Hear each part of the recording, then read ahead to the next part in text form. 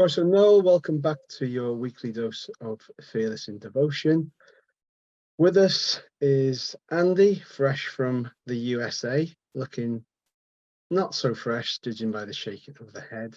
Liam and me, Tim, we're missing Reese. He's MIA on a stag do somewhere.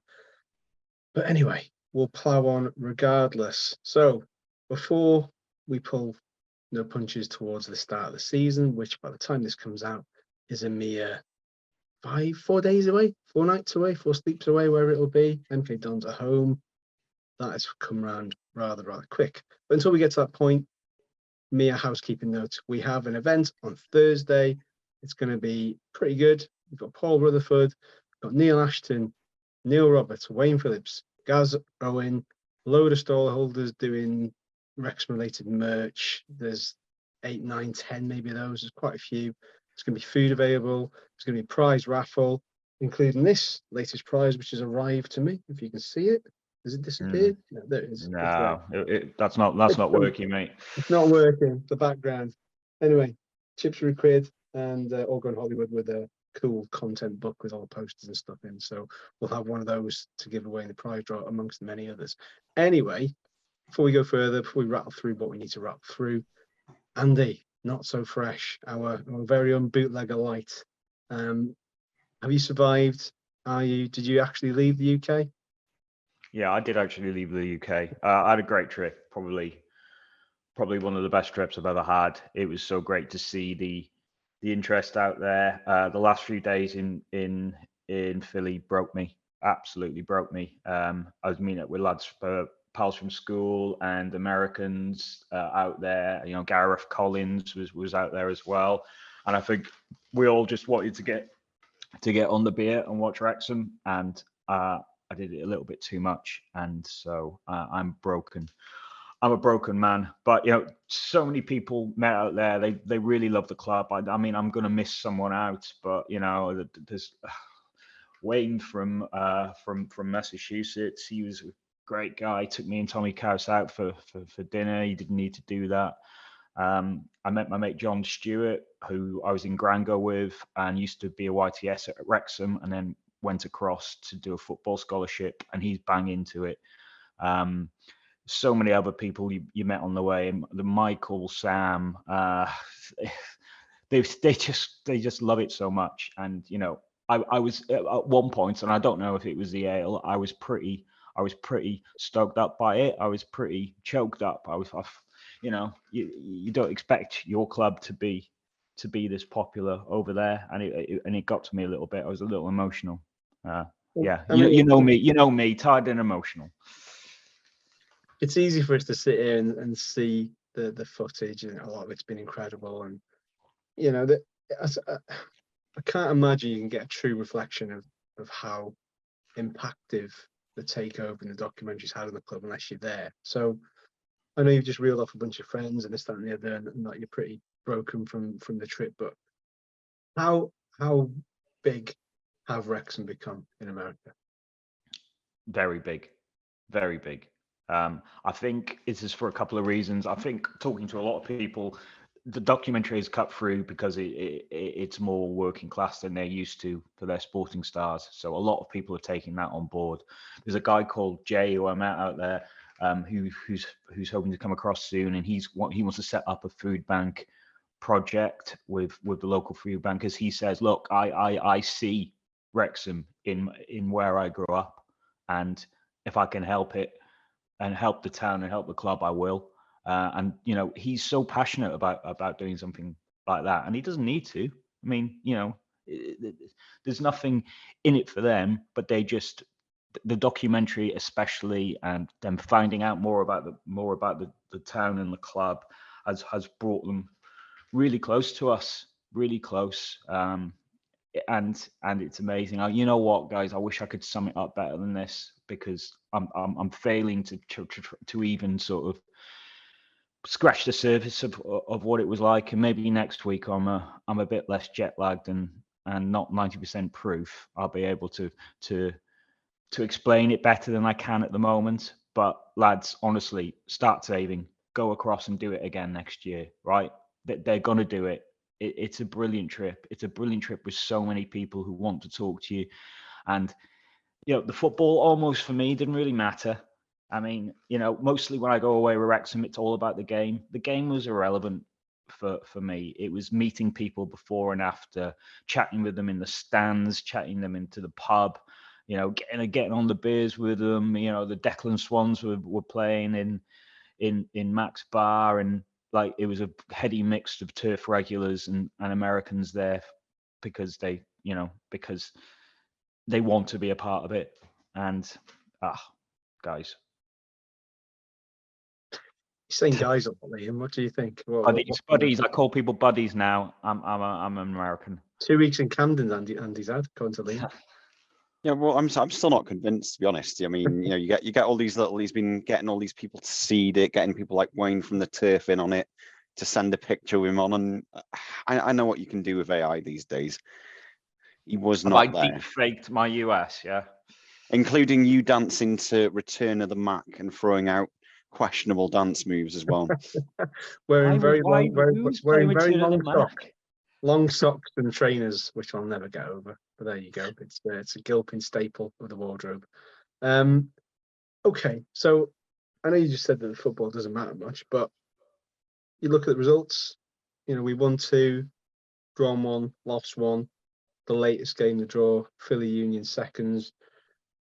What can you remember of it? What can you make of it? And obviously it was kind of overshadowed slightly by a 2-hour plus rain delay. A lot of people quite surprised about that, because I mean I think we were discussing this the other day on Twitter. I can't remember ever sort of playing in a thunderstorm. So probably the right call to make, because if somebody gets struck down by lightning, then they'll quite rightly ask why. Yeah, that's the last thing you need. Right. So basically, it was the right call because due to the stadium, it was very much uncovered for large swathes of it. I think it would have attracted light in there, and there could have been someone hurt there. So yeah, I think it was the right call. I was amazed they played the second half, and I wonder if Parky actually he wanted that, because the lads are traveling very early the next morning. So I wonder if it did throw some of their prep out the window. Now, games overall, Chelsea, let's not forget, there was people like Nkunu playing for Chelsea, their new sort of star striker. Never heard of him. How much is he worth? How much is he worth? Never heard of him. Oh, I think they paid about 60 million for him, something like that. Right. Yeah, chicken feet to the likes of Chelsea, who are just buying. But what Raheem Sterling would be on per week is probably more than all our players together. So and yet Ryan Barnett still had him on toast. Yeah. So yeah, and also I think Chelsea weren't massively better than us, but they took all their chances, and it was our first game of the pre-season in front of a crowd. It's always going to take a bit of adjusting time. I think they needed to win against. Well, yeah, just to sort of the Gulf. We are better than LA Galaxy 2, or Los Dos, as the commentator said. And I think that was a bit morale boosting, but I think the real thing is beating United, isn't it? And we know it's not a full United team, but you've got people like Russell Crowe saying, look at this, and putting it on Twitter. And at the end of the day, it's Wrexham 3, Manchester United 1. Now, obviously, there was a big sort of talking point in that, which I think me and Liam discussed during the week about Mullin and what we can do. And was the keeper to blame? Was it how are we going to cope? But we still beat a Manchester United team, and a lot of people will look at that and be more fired up because of that. And I think that the Union game was more of a training session due to the fact that the weather delay meant that they had to play it about 2 hours later. So I don't think there's a lot really you can gauge from that. And Union were pretty good. That free kick the lad scored, really good. Yeah, it took a deflection. But in terms of correct me if I'm wrong, is that the first time we've beat Man United in any competition? Yeah, probably. Yeah, unless there's. I mean, does testimonials think. count? Have we ever beat them up? Did we No, drew 2-2 in the Flynn I think- testimonial? was it 3 each? I think. And Craig Ah. Falk There was was- one. There was a 4 each. There was definitely a 4 each because I remember. Yeah, I think it was a midweek and it was just a bonkers game. It was one of those where we'd have that. So, oh yeah, we've just organised a friendly next week. Who with? Oh, United, and you just have one in the middle of the season, wouldn't you? It was really very different from now. But yeah. So Yeah. I mean, you can't really say it's a competitive win, but it's still, we beat Man United. That's the bottom line. That's what I'm taking from this. Yeah. Wrexham 3, Man United 1. I think the injury overshadowed it somewhat. So pneumothorax and 4 fractured ribs, I believe. There's been a lot. You lads did an emergency pod in the middle of the week. Thanks for everybody who viewed that. That was really, really popular by the looks of it. What's your thought process behind it? Because obviously there's been a bit of a kickback to the goalkeeper. I think Ryan Reynolds has come out and sort of, poured a bit of water on the initial Parky fume. Yeah, I mean, for me, it wasn't malicious. It was definitely clumsy. But anyway, let's not go over fairly oldish news now.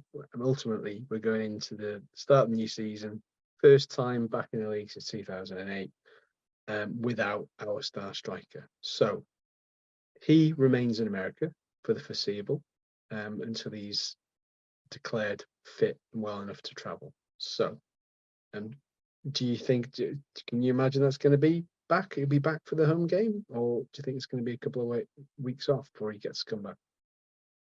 I think it's going to be a bit of a lengthy layoff, to be honest. I'd be surprised if he's back before something like 8 weeks. I think it's just the number of ribs he's broken and things like that. I've spoken to a few people who've had similar, and it's one of those, isn't it? When none of us are medical professionals, let's just put that out there. But they say that the level of discomfort can be quite considerable. So if you think Mullin's a player who doesn't shy away from challenges, if he's going to be throwing himself about, you want to make sure he's back and fully fit by the time he comes to play. So I've heard people saying various things, but I'm just taking the long-term view of it. He's been playing through the pain barrier for us anyway with his knee and stuff. I just say give the lad a proper rest and let's let someone else take the strain for a bit. Who do you think that'll be? I mean, there was Parky did a little bit of tweaking for that game against Philadelphia Union. I didn't have the stamina to stay up for it, unfortunately. So I'm not sure how it panned out, what the thought process is going to be. But He's bringing someone in. He's bringing someone in, and it will be in the next few days. Oh, is that an in the know, Andrew Gilpin? No. Yeah, well, I mean, Cow spoke to him before, and he is bringing someone in. Okay. Better than what we've got. Sorry. Better than what we've got. Yeah. They'll look to upgrade a little bit. I mean, I've only seen bits and pieces of Waters, but he was brought in as a makes like a stopgap. So just to make sure we had enough cover everywhere. And I do wonder if Parky will be looking to bring in a bit more quality than that up front. Now, I keep saying maybe a loan bid because it helps out how many youth team players and things like that you have, but I don't know. And anytime I try and guess a Wrexham signing, they absolutely pull something completely different out of the bag. So I've no idea who it might be, but I think it's a Mullin type striker. I think he won't play Palmer and Dolby up front together. I think he thinks they're too similar. So yeah, he'll want some sort of quicker fox in the box sort of player to play with either Palmer or Dolby, and then they can wait for Mullin to come back. Whilst we're on the subject, seeing as we have been picking our preferred lineups, whether it's goalkeeper, defence, midfield, we're now onto the strikers. So while we're on the subject, who is your preferred two? If let's just say he doesn't get the striker of the line, whoever that may be, for now, who do you go with what we've got?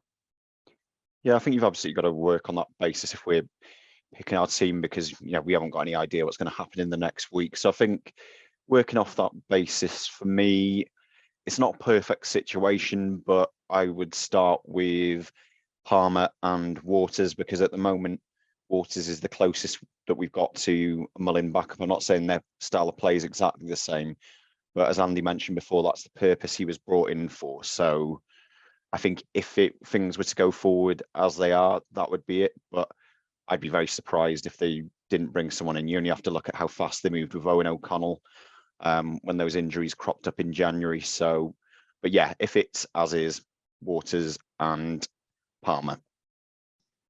Yeah, I agree. And I think you've got to give Waters a chance. You did bring him in. Okay, he might be a stopgap, but you brought him in for a very specific reason, to play when Mullin is injured. Now Mullin is injured and you don't play him.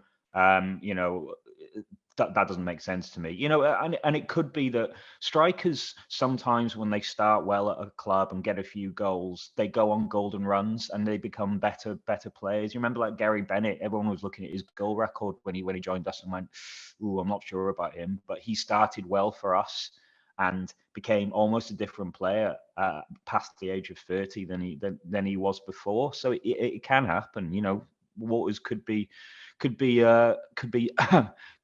know, you might not be able to get him out of the team, but you know, I think if Parky does bring someone in, I think they'll play with Palmer, with Dolby on the bench. What about you, Tim? The more I've thought about it, the more I like the idea of having a Palmer Dolby double act, just for sheer strength, height, brute force. Dalby's not exactly slow, so you know, I like the idea of that, and then having that luxury of bringing Waters off the bench, because he's like, you know, little yapping terrier that's gonna like get amongst them with that energy later on in the game. But yeah, I get where you're both coming from, in that Waters is kind of the foil. You know, you sort of almost like a little and large scenario. And I'm calling him, he is significantly shorter than Mullin, but yeah, I just think, you know, we're going to see a bigger physicality in this league, I think, and I think sometimes you have to fight fire with fire. And I just think having those two up top, defenders will go, Jesus Christ, one's quite big, but you've got this other guy who's got shoulders like a bloody quarterback as well. So yeah, I just like that. I don't know, the psychological aspect straight away. That, you know, you line up in the tunnel, are these two up top? They're massive. So I don't know whether it counts for anything. I don't know, but yeah, that would be my one. Let us know what you think. Email us fidz@gmail.com. Tweet us at @fearlessidz, whatever. Let us know what you think. If you agree or disagree with any of our picks for our preferred two up front. You probably go with three up front now. You watch. Parker changes to 4-3-3. Oh, you know, and he's got Lee. Lee Yes. could play up front and could play the Mullin role, but then you're missing him from midfield there, and Jordan would be the first player you'd look to bring in to replace Lee if you wanted to go down that road. Okay. Well, before we bring you our guest, who is almost certain, fingers crossed, no injuries permitting between now and then, to start against MK Dons, a few more little bits to go through. There was a article this week on the BBC that focused on Wrexham Football Club's ability to fly, air travel to National League games. I think it was 14 occasions off the top of my head. I put it out there. I wouldn't say it was divisive. Most people were like, well, it's not like it was a chartered plane. It was already a plane that was there. They just happened to go on it. So therefore, it's a normal scheduled flight. Obviously, Stockport did it a few times last season. We've done it several times the season just gone. What's your take on it? Because a lot of people are quite rightly or wrongly, depending on your perception and your point of view of it, that this doesn't fall in line with one of the mission statements about being whatever the phrase was. I can't remember what it was. Liam will tell me. Yeah, I've got the exact in front of me. You can rely on me for the mission statement. So it is commit to a more ecologically sustainable version of the club and stadium is the exact wording on that one. So for me, because some people have been questioning if it's even a valid story, I think because that's in as a hard promise on the mission statement, I think from a journalistic perspective, that's fair game, isn't it? You know, it's public interest. There's something that slightly goes against the grain of what they've said in their mission statement. So I thought some of the stuff having a pop at the BBC was, yeah, a bit much. I think I do think there's an element to which, if it wasn't Wrexham, would it have been as big a story? You know, would it have been the focus? No, because at the moment we're flavour of the month. We speak to people we know that story about Wrexham get hits, don't they? So there is an element of that, I do think. All that said, but it's a difficult one to gauge because, you know, it's like we're not the only club doing it, and they'll go, oh, but it's a National League club. It's like, does it really matter? Does it matter if you're Man United, if you're Wrexham? It's, you know, much of a muchness in that respect. I think one of the things that was interesting there was talk of these holding flights where planes run empty. Yeah, so it does seem some of it does seem a bit excessive, but if I remember right, it wasn't the incentive to the players. Essentially, they liked the fact that they could fly to match. I think they did it once. Was it when they had the royal visit or something like that? It was something to do with logistics, and the players basically said, we like this, and the owner said, well, okay, as long as you keep winning, you know, you can do it. So from a gains perspective, you know, we talk about marginal gains and things like that quite a lot. I can see the logic in it. But I do think there is a case to answer for, okay, what can the club do to offset that, perhaps? Andy, what's your thought on it? I didn't really cut through for me, to be honest. I'll be honest. I mean, I'd just taken a plane to follow Wrexham in the pre-season. I can't really take a moral high ground on that. And you know, even when you're there, you're crisscrossing the country from east to west. So Have you got your car running outside just for the hell of it? Just yeah, I'm going to turn all the radiators Planet on. killer. Yeah. So yeah, I don't care. I'll be honest. I don't care if it helps. If it helps the players win games, that's fine. I mean, you know, Liam's got a lad and he has to think about the planet, but you know, I don't. He's coughing here in the background. I can hear him downstairs. Just for clarity, we are not sponsored by Greenpeace. We are indeed sponsored by the Fat Boar, and not to be confused, but I just wanted to get that in there because I didn't mention it earlier. So there we are. Okay, so that's that one crossed. Yeah, I think that's pretty much everything on the housekeeping front, isn't it? I'm not sure if there's anything else. I've got myself a nice new sleeveless training shirt from the club shop in midweek, and one of those grey ones from the tour. Absolutely rinsing my wallet. The season tickets have started to land. That's a good thing, obviously, because we're going to need them. But yeah, one of those players that we're going to be excited to watch in all his glory. A full season with us is our superstar from Solihull, Mr. Ryan Barnett. He kindly took time out to speak to us recently for the fanzine. So here's the full audio of that. Enjoy. So let's cut straight to it.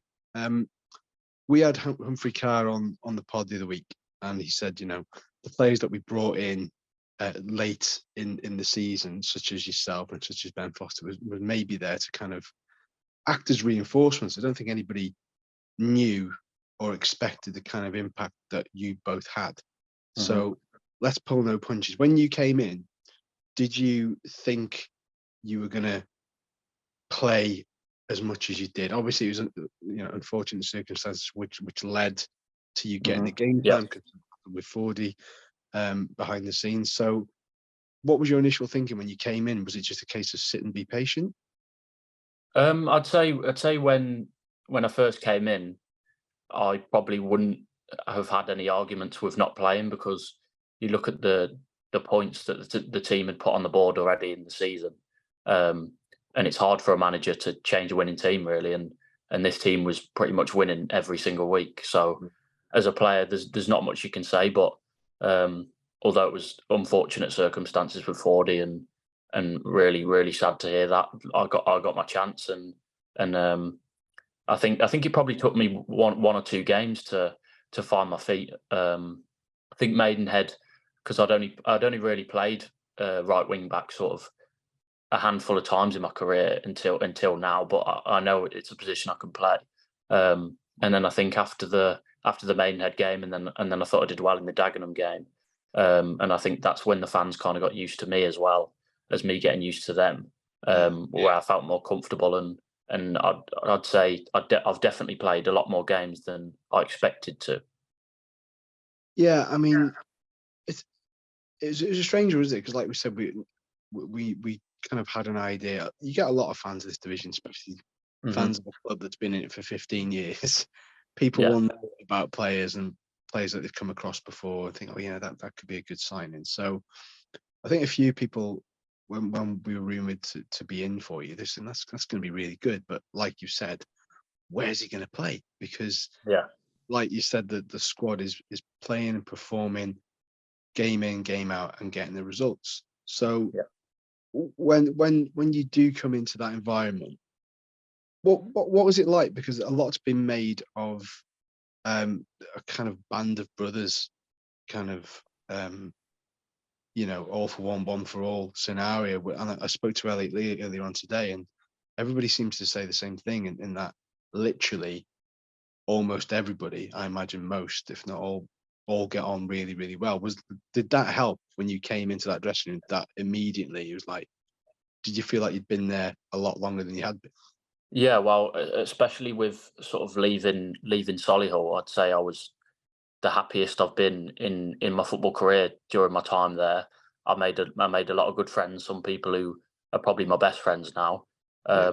So the decision to leave was a really, really tough one. I'll be honest, it was really tough. But it's turned out to be the best decision that I ever made, because when I did come in, like you say, then with the boys, they were all brilliant, every single one of them. There's not one in that dressing room that you can name that's an idiot. There's none. When I first come in, that everyone speaks to you, everyone's really polite, and then going straight into the team, that obviously helps to get to know people. But I think even if I wasn't playing, like with Billy, I know he's only made one appearance, but straight away with him as well, he was straight into the group, and everyone in that dressing room really helped me settle in. So I think that only made the transition easier. Yeah, and does that extend to the management as well? Because obviously when it's made known that you are wanted by another club, forget that the fact it's Wrexham and the owners and else from it. But if somebody of Phil Parkinson's caliber and backstory shows an interest and says, I really want to get him here, that must be a massive compliment to you to hear that as well, because he's a very well experienced manager, experienced former player. Yes. So did that have a big pull as well in sort of coming that somebody of his caliber wanted to have you as part of that group? 100%. You look at, like you said, he's an experienced manager and he's done a lot in the game already. And when I signed, I had sort of had probably an hour conversation with him on the phone. And at that point, I'd probably say I was 60% there. But as soon as I spoke to him and I had that conversation with him, it didn't really take much persuading. It didn't really take long at all, to be honest, with his plans for the club, his plans for the team, and his plans for me as well. So obviously, when you got a manager of that caliber and his experience saying that he wants you to be a part of his team, it's obviously very flattering. Yeah.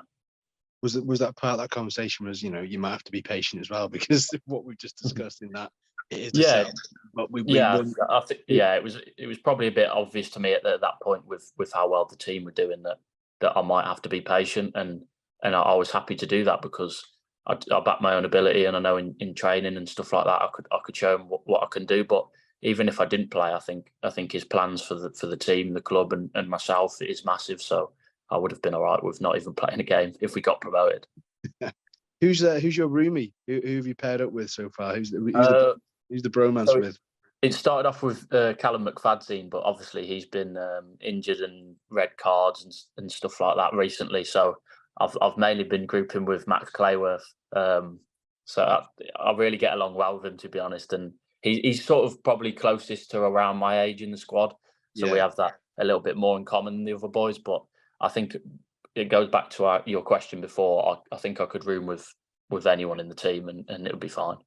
Has Max started shaving yet? Because I mean, every time I've met him in person at a meeting, it's like, is he really a professional footballer? I mean that in the nicest sense. Yeah. He said to me, he looks more like a personal fitness instructor than an actual footballer. Yeah, Hey, no, he's I all don't think he, he's very softly spoken, isn't he? What is it? Is he a bit nuts behind the scenes? I want something to say that he's wild or something. You know, I mean, he seems no, relatively calm.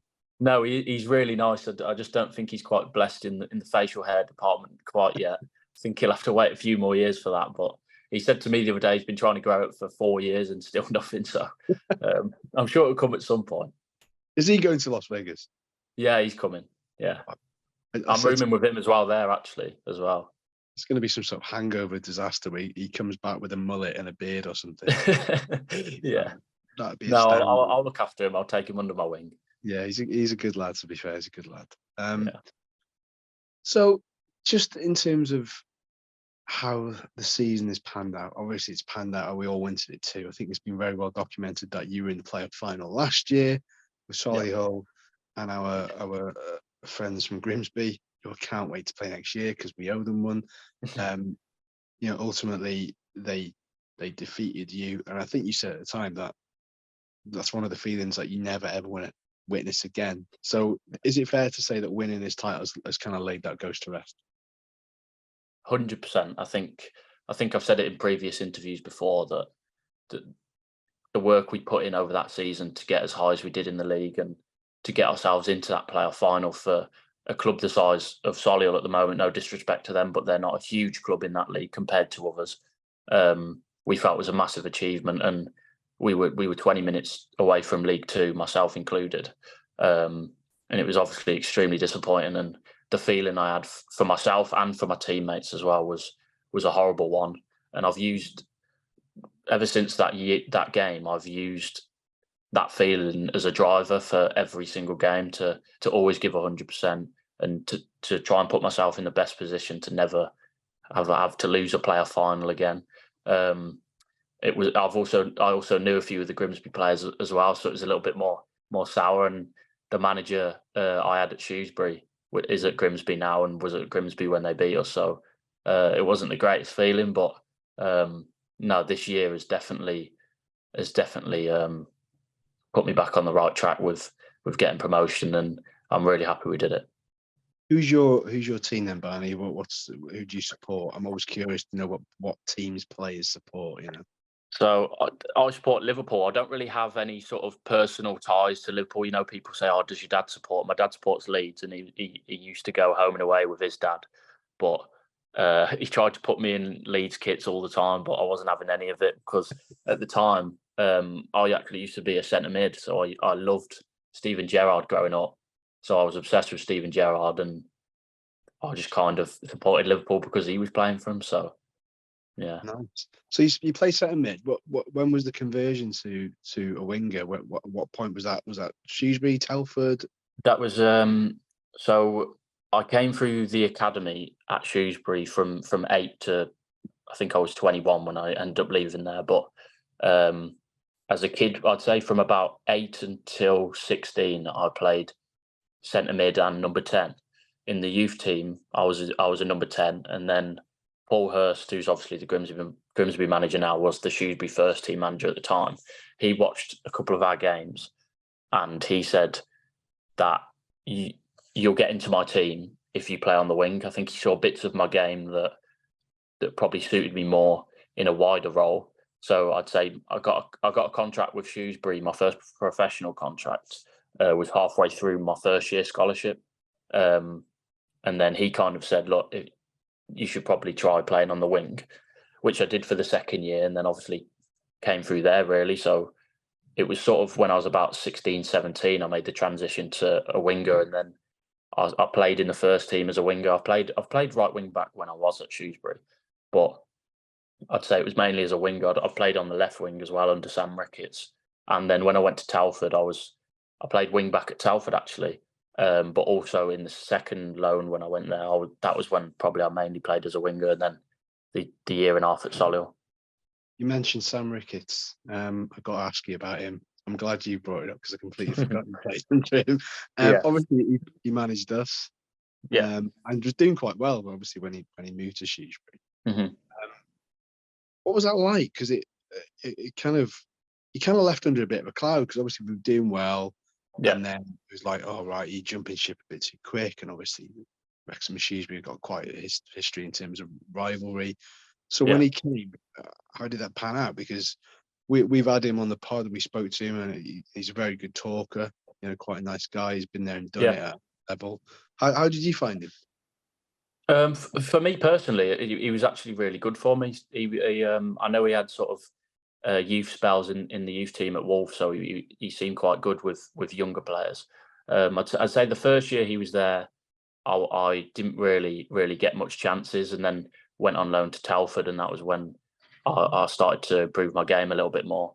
And then I think it was the COVID year. I think I sort of made 12 appearances before he was obviously sacked. But I'd say he was probably one of the managers who actually decided to put me out on the pitch. I think he knew, he could see the ability that I'd got and the growth that I could have under him. But obviously it didn't really work out. So he was sacked, and then a new manager comes in, and it's a new opinion, isn't it? And he needed to get us out of a rut at that time, and we was in the relegation zone, so didn't really get much chances under the next one. Yeah. Okay. So you're aware you've got your own song. I am. It's slowly getting there. It's getting louder and louder, but game by game. It definitely got louder. It was pretty loud at Torquay from what I can remember. Yeah. Sure it was loud then. Is that a buzz for you? Because I mean, I'm not saying this because I'm on the phone to you, but most people I've spoken to, if not all people I've spoken to, you know, now the season is done, have all said that, you know, if you'd have come in a bit earlier, you'd be well up there with player of the season contender. If you take out Mull's goals and stuff, that's kind of like emphasizes the impact you've had. So is it like, to have that song and to have that recognition, is that quite nice from a personal point of view? Yeah, I think when you hear the fans singing songs about you after sort of 11 or so games, I think it's one of the best feelings, you know, when you hear it in a game. It does give you that extra 5-10% when you're tired and you hear the fans chanting your name and stuff like that, or if you've done something good and they give you a chant. It's brilliant. So it's definitely the fans I felt have really helped me settle in as well. I think like I said before, it probably took me a few games to settle in, and it probably took a few games for them to sort of get used to what my game is, what my strengths are, weaknesses. But they've definitely really gave me more confidence when I'm playing, because you can hear that chant coming through, and you see all the positive comments on social media and stuff like that. But no, it's really helped me, and it's been brilliant. Which is there any players that are whinging that they haven't had a song yet? I got asked this once today. It's like, it's got to be somebody somewhere saying, why haven't they got a song for me yet? I don't think so, but I think fans are so creative these days that I think almost everyone in the side will have a chant at some point, because I didn't see my one coming out of anywhere, and then you look at it and it's stuck in everyone's heads at the moment. So it's great. Just you know, before I kind of let you go and wind down on this, in terms of the last run in and the title charge with Notts County, it was just insane, wasn't it? I mean, yeah. I think Connor Rawlinson has alluded to it from Notts County in the sense that if both these sides weren't as good as one another, there's no way they would have pushed each other to the heights they reached in terms of the point tally and stuff. How was it as a group of players? Was it a case of, well, we know they're there breathing down our necks, but we kind of let it fade into the background and not look at the result until you've dealt with your own business? Is that kind of how it planned out? Yeah, I think that was definitely the message from the management staff as well. It was, we focus on ourselves. All we can do is focus on our performance, and the 3 points will come every game, and then we'll worry about what other people are doing after. I think Notts County, they're a brilliant team, one of the best that I've seen since I've been in this league. And I probably do agree that maybe if Notts County weren't breathing down our necks, or we weren't up theirs, then maybe we wouldn't have picked up as many points. But pressure makes diamonds, and they've put the pressure on, and we've responded to that really well by obviously beating them at home, and but even the Boreham Wood game and games like that are huge. But I really think this team has got such a strong character to block out all the media that was going on with Notts County and who's going to win the league, who's going to break the goals record, all this points record, all that kind of thing. But it just shows the character of the group and the sorts of leaders we have in the group to keep us level-headed and get the job done. At what point did you think, I think we've done it? Was it earlier in your time with the club, or was it during that Bournemouth game? I personally think, for me, when we beat Notts County, that was sort of like, okay, we're nearly there now, but we've still got some big games to come. And for me, anyway, I'd say until the last 10 minutes of the Bournemouth game, I probably didn't even think that we'd still do it. I thought, are we sure we've got all the points? Is this real? Because I think that the last 10 minutes of the Bournemouth game, I was just existing on the pitch. I was just thinking, have we actually done this? What's going on? Looking at everyone around, what's going on? But it was brilliant. It was just, that game was mental. I can't remember the last 10 minutes of the game. We can. We were like, just calm down, please. This has got to be it now. When all fans came on, what was how did you get accosted? Because I know Elliot was telling me he got kissed, bear hugged, kissed, but almost virtually everything, apart from probably, I don't know, he pretty much got held aloft and dragged around by 20 people. Yeah, so all I remember is the whistle went, and I know where my family sit. So I looked over to them, waved at them, and then looked the other way and seen sort of 10 huge men sprinting at me, and then just felt a massive thud, and like I thought I'd been speared by about 10 of them. But somehow I finished on the right hand side of the pitch as you're looking at where the new stand's going to be. So I'm on the right hand side, and I don't know how, but I somehow ended up the opposite side by the dugouts on someone's shoulders within the space of 30 seconds. So it was definitely crazy, but to be on someone's shoulders and scarves being thrown at you and all that kind of thing with thousands of people running up to you, it was fantastic. Was that kind of like one of those moments, that game and the parade last night, where it hits home the potential for the club, and even, I mean, it hits home for a lot of fans as well, because success has been few and far between. 20 years since our last promotion, so for it to be the spotlight, to be on rolling BBC News yesterday and on the 10 o'clock news, is just absolutely wild. Did you kind of get a sense from then that, I know I made the right move, but where it's heading, it's only an upwards, isn't it?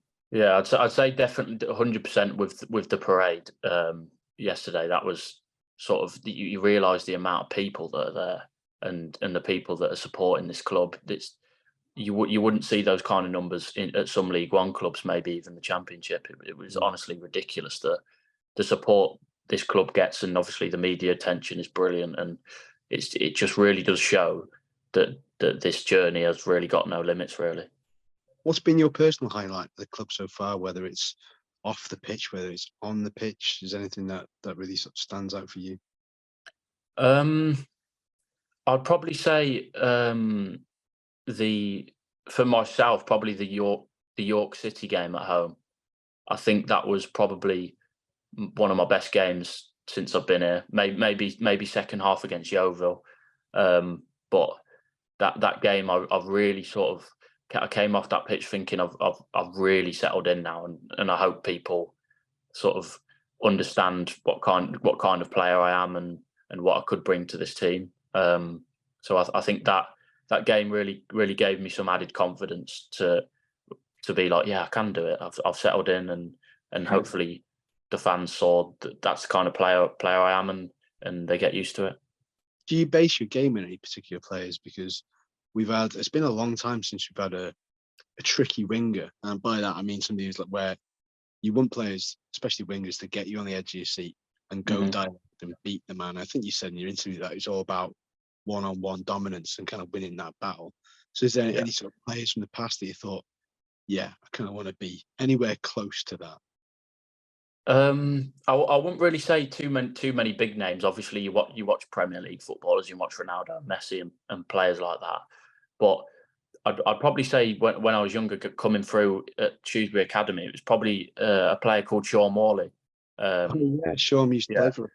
Yeah. I'd probably say he was sort of in my position as I was coming through, and obviously I got to the point where I was training with him and seeing him play for Shrewsbury, and I'd like to think I'm similar to some parts of his game. I think he's sort of a quick, tricky winger, as a skill now and then, really good delivery, and can chip in with a goal or two. So obviously I watch a lot of big name players, but if I probably had to say the most influential, it was probably watching him, even in training and stuff like that. You've got a bit of a thing going on with Elliot Lee, backstick. Backstick boys. Backstick boys. That's the flag. We'll do that. So he actually said a couple of weeks, I think, before the Boreham Wood game, he said, every time you get it, Barney, I'm going to the backstick. So that obviously that one time he goes to the backstick and rises like a salmon and puts it in. Yeah, it was brilliant that it came to fruition.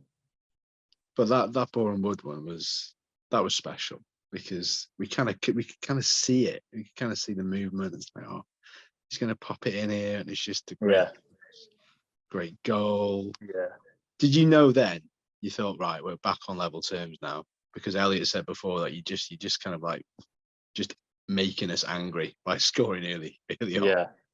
Do you know what? I think in my own head anyway, when they scored so early, it was just like, okay, we go again. I didn't get more nervous. I didn't get more scared, because I know that, like Elliot said, it will just make us angry and try even harder and try and get back in the game. But no, it was. I think it was good that we responded so quickly as well. I know it was only sort of 13 minutes after or whatever it was, but that really put us on the front foot.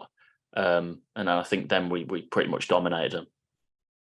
So kind of the final kind of question for me, because I've kept you for half an hour and I really appreciate That's all right. Where can this team go? Because we're all saying it as kind of excited observers, and I think maybe even Parky said it himself, is that, you know, we've got leaders in the team, we've got people who've dropped down from those levels, and it's about getting this team progressing. And I think it's 11 teams that have done successive promotions from the National League and League Two and run straight to League One. I imagine that confidence is high that it can be done. You know, players will leave and players will come in, but I imagine the confidence is there for it to have a good go of it next season. Is that a fair point? Yeah, 100%. You look at we've broke the record for the most points in the National League, and we know it's really hard league to get out of. But the same League Two is obviously a very tough league to get out of. But if we'll carry that momentum from the season we've just had, and we all know in that dressing room that the target is promotion. So we'll come back firing on all cylinders, hopefully, and come back fit and strong and give it our best shot. Yeah. Have you sort of had any sort of discussions with Rob and Ryan? Because I kind of asked most of the players. Everybody seems to have had a dialogue with them at some point, and you must be buzzing. Is that weird? It's still weird for us. So it is extremely weird. I think sometimes you have to take a step back and realise who you're actually speaking to. Sometimes I remember the night I signed, and then getting a text from an American number. And it was obviously Ryan. I think that was kind of when it sunk in how big this club is. But when they're over there, they're just like normal people. It's what you realise. Obviously, they've got the superstar status, but when you actually get to know them personally, and they get to know your families, and you have conversations with them when they're over, it's you do sort of get used to it. But then you take a step back and think, hang on, who am I speaking to here? But no, it's they're really good, and they've been really good with me since I've joined as well. They're always keeping in contact, texting me after games and stuff like that. And when they're over, they do take their time to speak to you. So it's good, yeah. How did you feel when that first text dropped? Did you think somebody having me on? Maybe, I don't know. I genuinely did, but because it was an American number, I thought okay. But I quickly texted all my friends just to make sure they weren't trying to have me on a little bit. But no, it was a surreal moment, but it was really good at the same time. What have you got to save? What have you got him saved as on your phone? Is it Boss Rye? It's just Ryan Reynolds. I think that's enough. That's enough as it is. Oh, like Doesn't need Steve Bale. explaining. No, exactly. Yeah, that's pretty high end, isn't it? I imagine that's the most famous name in your. Oh, by far. Along with Sean Wally and Sam Ricketts. Yeah, them two are in there as well. Yeah, that's pretty decent company, that I'd say. Yeah. Barney, it's been a pleasure. Thank you so much for taking time. No, thank you. And enjoy the next few days. I will. Try and come back in one piece. I'll try. Make sure Fozzie doesn't sneak his body camera into the roulette wheels and stuff. I'll try and sneak him a 1-year deal as well. One little contract. Thank you very much to Ryan for taking time out. Really enjoyed that. Very interesting story about how a former Wrexham player in Sean Wally inspired him. Bizarre, but quite nice as well. Sean Wally would inspire anyone, judging his spell with us. I mean, I think Wally, you could tell there was talent there, and he has gone and shown it at different clubs. But he was a victim of the Brian Little era, wasn't he? Where I think Brian just tried to reassign the Tranmere team from 5 years before. It's a dark day, and those were dark days in our period, and we don't have them anymore. So yay. Great stuff. Liam, did you enjoy Mr. Barnett? Are you excited to see him again? Because I think he's going to be a massive player for us again. So I can't remember who it was who was reviewing the start of our season, was saying that they think our weakness is at wing back, and they were basically saying both sides. And I was like, have you seen Ryan Barnett? He's absolutely lethal, and I think he could thrive in the he's one of those players as well. He could thrive in the Football League completely. So I'm really looking forward to seeing him again. And I like the fact that we've annoyed some Shrewsbury fans with him in the team, as it's some of his mates, he was saying. So yeah, more of that. Let's keep annoying Shrewsbury. Yeah. Just while we're here, so obviously we all hate Chester first. Who is your second pick for hating? I mean, Tranmere, Shrewsbury, Hereford hate us. I don't know why bloody Hereford hate us. I think for me growing up, it was Shrewsbury for me. And I don't really know why. I only saw us against them a couple of times. But I can just remember what the atmosphere was like. It was just, I think it's that, proximity. They're pretty close to us. And from what I'm told, even while we've been languishing, they still haven't lost their hatred of us either. So, yeah. Yeah. It's a tough one, I mean, hate's a strong word, but yeah, I mean, the thing with Chester now, it kind of feels like an irrelevance, to be honest. Yeah, you're hitting a puppy. Newport will be fun this season, won't it? Yeah, Newport will be fun. I think, you know what? Yeah, I'm still going to stick with Shrewsbury just because the scars haven't really healed from that 5-0 drubbing they gave us last time we were out there at the ground. That was particularly painful. Did not enjoy it in the slightest. Cardiff for me. Ooh, yeah. Cardiff, left field. Yeah, Cardiff for me. I mean, I remember going down and them bricking the coach, and I was a young lad and scared witless. So yeah, I can remember the venom there. So yeah, Cardiff for me. Wow. Okay. Also should mention the passing of Anthony Mark Jones, who was a prominent member of Wrexham Supporters Trust, sadly passed earlier this week. Very unexpected. I don't think I had any sort of dealings with him. Did you know much about him, Liam? But it's still a massive. I'm sure someone mentioned that he was one of the guys who sold tickets under the Mould Road stand. Okay. So I remember him from that. It seemed like a decent guy. It's just a shame to see us losing.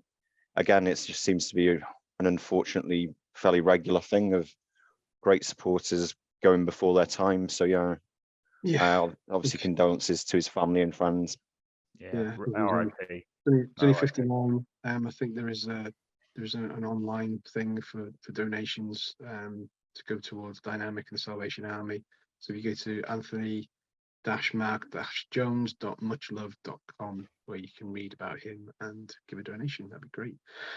Anyway, we're just days away from the new season. I can't. The new EFL League Two season. We need to do predictions. We need to do Well, I predictions. know I'm getting to that point now. Jesus Christ, give us a rest. But yeah, These Philadelphians, eh?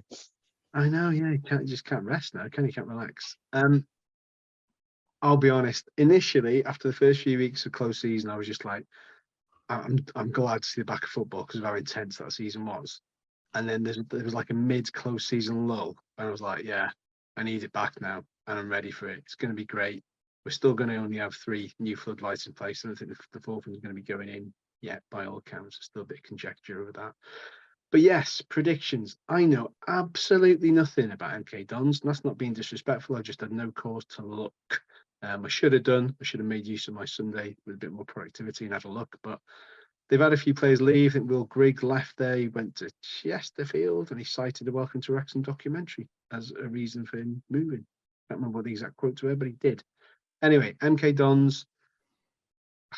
What were your memories of there? Either of you been? I went to their old National Hockey Stadium, and then I went to their new stadium, but it was called off due to a frozen pitch. And I never got to go to the rearranged game on Tuesday night, which we lost.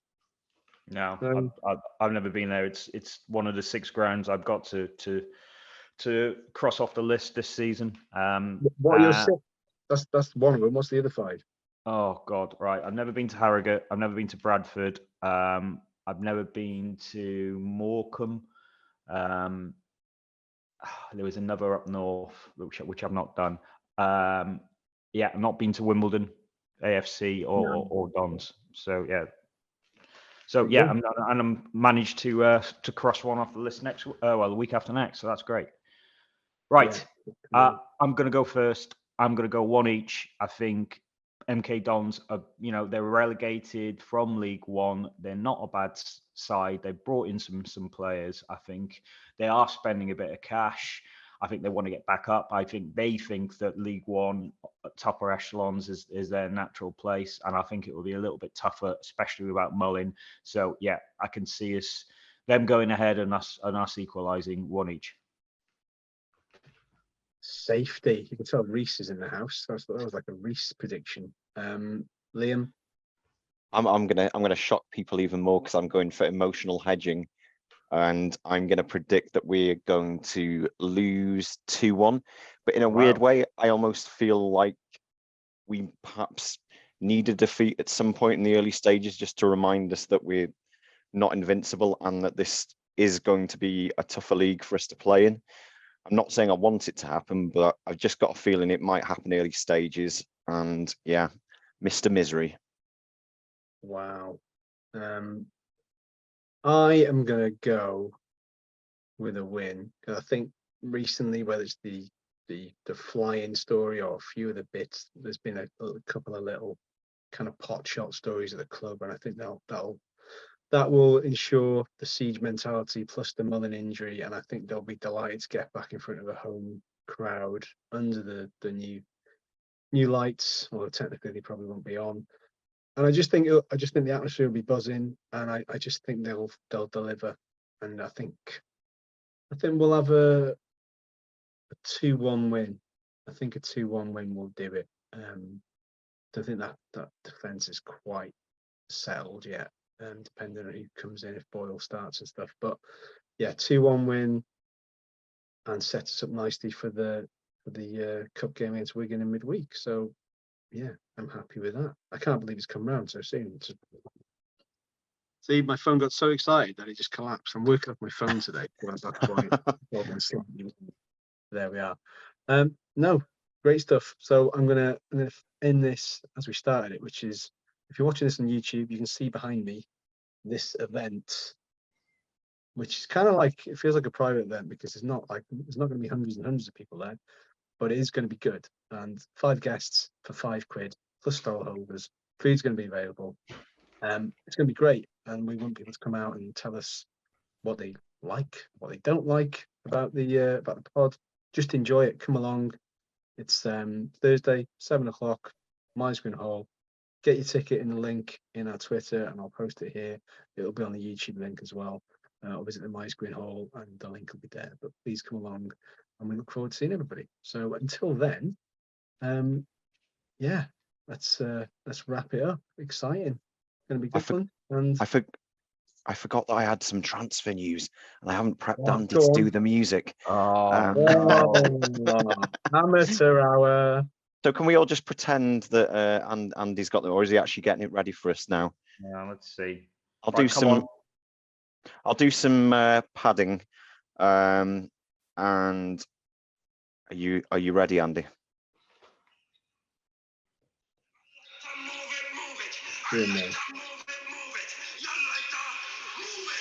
Right. I think that was the one from Madagascar. So I think some penguins were singing that one. Right. So just before we end, and look, Mr. Richard Watkin is looming in the background for a special meeting. So some brief transfer news from Mr. Wonderboy, who has kindly provided us with a few updates. So first off, Wrexham target Matty Virtue was not in the Blackpool squad yesterday at all when he's been starting most of their friendly games. And apparently he's also turned down a move to Carlisle. So could be interesting to see if he is on his way here. James Norwood rumours. At the time it was said there was rumours of Norwood despite him not having contacted the club. But I understand yesterday a local reporter asked again about the prospect of us in Norwood, and their manager, Barnsley's manager, was decidedly more cagey, shall we say. So perhaps there's been some movement on that front. And just finally, Wrexham target Declan John has been demoted in his squad number from 3 down to 25 at Bolton. He's not been in the last 2 squads either for their friendlies. So yeah, a few interesting updates. Maybe we'll see some movement over the next few days, but thank you to Wonderboy for that. Nice one. Right, let's tie this up. So it's a goodbye from me. So long. Take care, up the town. Speak to you soon.